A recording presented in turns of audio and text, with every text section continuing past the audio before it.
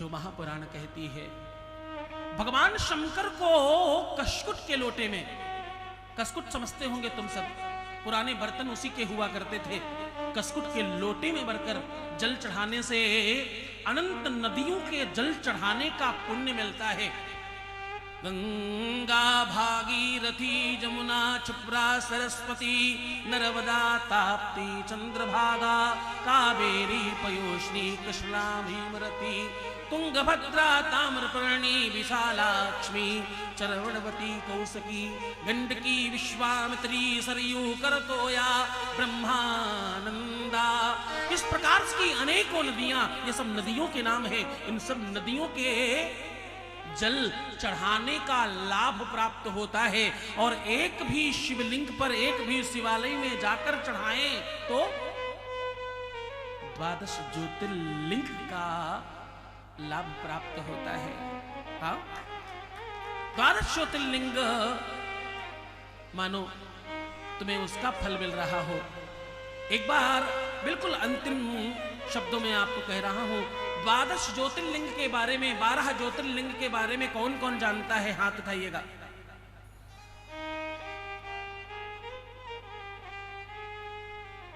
मैं बिल्कुल प्रयास करूंगा, मुझे समय लगा तो मैं इस कथा में 12 ज्योतिर्लिंग को प्रणाम करता चलूंगा। भले ही संक्षिप्तता में मैं बताऊं, लेकिन तुम्हें इस 12 ज्योतिर्लिंग के बारे में, क्यों? क्योंकि हम लोग जब प्रातः मंगलाचरण करते हैं तो उन्हीं 12 ज्योतिर्लिंग को प्रणाम करते हैं। हाँ, हर हर महादेव गंगे काशी विश्वनाथ, जो आप ये गा रहे हो, ये इसमें एक एक ज्योतिर्लिंग को हम लोग प्रणाम करते हैं। वो क्या है, वो आप में से कुछ लोग शायद नहीं जानते। उनका उद्गम कैसे हुआ और क्या लाभ मिलता है, कैसे वो वहां स्थापित हुए, उनकी क्या पुण्य गाथा है, उसके बारे में मैं चर्चा करने की पूरी कोशिश करूंगा। 12 ज्योतिर्लिंग कहते हैं केवल प्रातः और सायं इनका नाम उच्चारण कर लिया जाए, इनका नाम सुन लिया मात्र जाए तो 7 जन्मों के पाप ताप समाप्त हो जाते हैं और पुण्य में वृद्धि होती है। तो आइए हमारे साथ उन 12 ज्योतिर्लिंग के नाम को स्मरण करो। वैसे तो तुम सुबह अनजान में प्रणाम करते ही हो, तुम्हें नहीं भी मालूम तब भी तुम 12 ज्योतिर्लिंग बोल जाते हो। सौराष्ट्रे सोमनाथं च, सौराष्ट्रे सोमनाथं च, सोमनाथ भगवान को प्रणाम करो।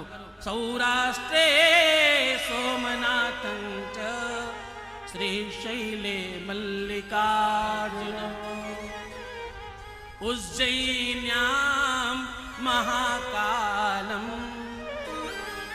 डाकिन्यां भीमशंकरं, श्वेतबन्धे तु रामेशं, नागेशं दारुकावनं, वाराणस्यां तु विश्वेशं, त्र्यंबकं गौतमीतटे, हिमालये तु केदारं, ऋषिकेशं च शिवाय। एतानि ज्योतिर्लिंगानि सायं प्रातः पठेन्नरः, सप्तजन्मकृतं पापं स्मरणेन विनश्यति। 7 जन्मों के पाप ताप समाप्त हो जाते हैं इनका स्मरण करने से। तो हम जब मंगलाचरण करते हैं, तुम प्रयास किया करो कि मेरे मंगलाचरण के पहले तुम्हारी उपस्थिति हो जाए और कोई बहुत बड़ा अपराध ना हो रहा हो, कोई बहुत बड़ा नुकसान ना हो रहा हो, तो आरती के पहले बिल्कुल उठा नहीं करो। हाँ, ताकि तुम्हें इस शिव महापुराण का संपूर्ण लाभ प्राप्त हो जाए।